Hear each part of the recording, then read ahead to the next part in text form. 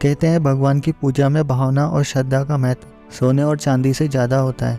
इस बात को अत्यंत खूबसूरत तरीके से समझाने हेतु श्री कृष्ण और उनकी दो पत्नियों रुक्मिणी और सत्यभामा से संबंधित एक बहुत ही अच्छी पौराणिक कथा है। एक दिन भगवान श्री कृष्ण की पत्नी सत्यभामा के मन में बहुत ही अजीब सा विचार आया और वे हट करने लगी कि श्री कृष्ण जी को वे अपने गहनों से तोलेगी।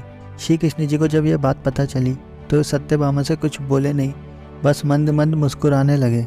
उसके बाद सत्यभामा अपने ढेर सारे जेवर ले आई और बड़े से तराजू के पलड़े के एक तरफ उन्होंने भगवान को बैठा दिया और वहीं दूसरी तरफ अपने जेवर रखने लगी। लेकिन पलड़ा अभी भी भगवान की तरफ ही झुका था। सत्यभामा के पास जेवरों की कोई कमी तो थी ही नहीं, तो वे जाकर और ढेर सारे जेवर ले आई, लेकिन पलड़ा जरा भी नहीं हिला। उसके बाद सत्यभामा ने अपने सारे जेवर तराजू पर रख दिए, लेकिन कोई फ़ायदा नहीं हुआ और अंत में थक कर बैठ गई। तभी वहाँ रुक्मिणी का आगमन हुआ और सत्यभामा ने उन्हें सारी बात कह सुनाई। सत्यभामा की बात सुनकर तुरंत रुक्मिणी जी पूजा का सामान ले आई और उन्होंने भगवान की पूजा अर्चना की और उसके बाद में जिस पात्र में भगवान का चरणोदक रखा होता है उसे गहनों वाले पलड़े पर रख दिया और देखते ही देखते पलड़ा झुकने लगा और भगवान का पलड़ा ऊपर उठ गया। सत्यभामा हैरानी से सब कुछ देख रही थी।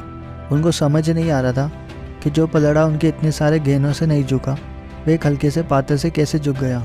उसके बाद वे रुक्मिणी से इसका कारण पूछने लगे। तभी नारद मुनि भ्रमण करते हुए वहाँ पहुँच गए और सत्यभामा की परेशानी समझकर वे इसका कारण उन्हें बताने लगे।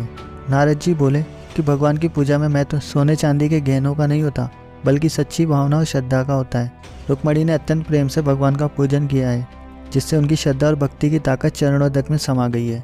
और जब रुक्मिणी ने वह पात्र तराजू पर रखा तो उनकी भक्ति की ताकत से पलड़ा नीचे चला गया।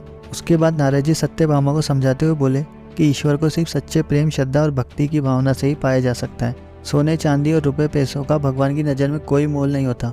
भगवान की पूजा यदि सही ढंग से की जाए तो ईश्वर की प्राप्ति अवश्य होती है, क्योंकि सच्ची भक्ति और प्रेम के आगे तो ईश्वर भी झुक जाते हैं। उसके बाद सत्यभामा को उनकी बात समझ में आ गई थी। इस पौराणिक कथा के माध्यम से हमें यही सीख मिलती है कि अगर भगवान के करीब रहना है या ईश्वर को प्राप्त करना है तो सोना चांदी पैसा जैसी भौतिकवादी चीज़ों को भूलकर अपने मन में श्रद्धा का भाव उत्पन्न करें। यही एकमात्र मार्ग है ईश्वर की सच्ची भक्ति करने का और ईश्वर को पाने का।